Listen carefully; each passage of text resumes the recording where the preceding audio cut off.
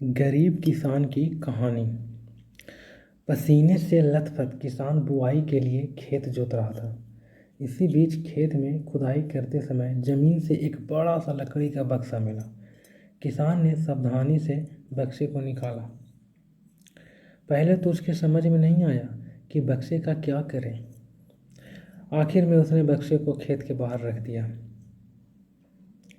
उसे साफ करके जो रोटियां वह घर से लाया था वह बक्से में रख दी और अपने काम में जुट गया।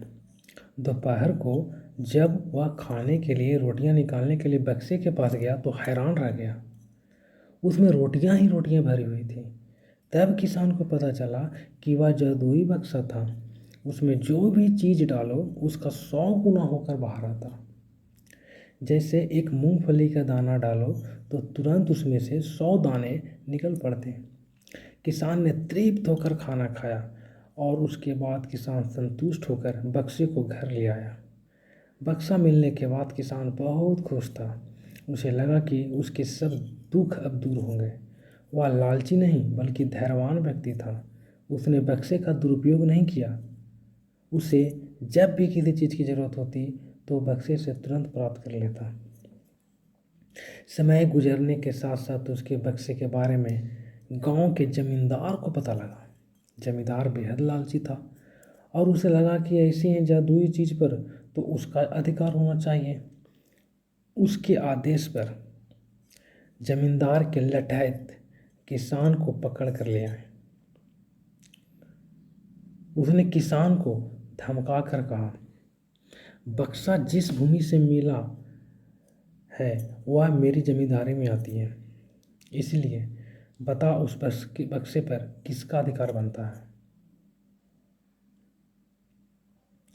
किसान बोला, यह ठीक है हुजूर की यह भूमि आपकी जमींदारी पर आती है, पर बक्सा जिस खेत से निकला है उस पर मैं खेती करता हूँ, अतः इस बक्से पर मेरा अधिकार बनता है। किसान गिड़गिड़ाया, लेकिन जमींदार ने बहुत धमकाया। बक्सा पाकर जमींदार बहुत खुश हुआ, मगर किसान का रो रो कर बुरा हाल था। जमींदार की अब चांदी हो गई। वह जो चाहता बक्से में डालता और उसे कई गुना पाकर खुश हो जाता। कुछ लोगों ने जादुई बक्से की खबर मंत्री जी के पास पहुंचा दी। पहले तो उसे विश्वास नहीं हुआ, फिर उसने अपने विश्वस्त सेवक को बक्से की सच्चाई परखने के लिए भेजा।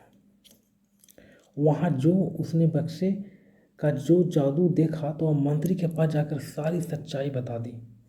मंत्री ने जमींदार को बुलाया, फिर उसे डराते हुए कहा, हमें पता चला है कि तुम्हारे पास एक जादुई बक्सा है, उसे तुरंत हमारे हवाले कर दो। इसी जादुई बक्से को हाथ से निकलते हुए देखकर जमींदार की हालत खराब होने लगी। उसने मंत्री जी से बहुत विनती की, पर मंत्री नहीं माना। बक्सा पाकर मंत्री मतवाला हो गया। विरोधियों को यह अच्छा मौका मिल गया। उन्होंने बक्से के साथ साथ मंत्री के निकम्मेपन की खबर भी राजा तक पहुंचा दी। बक्से की बात सुनकर राजा अधीर हो उठा।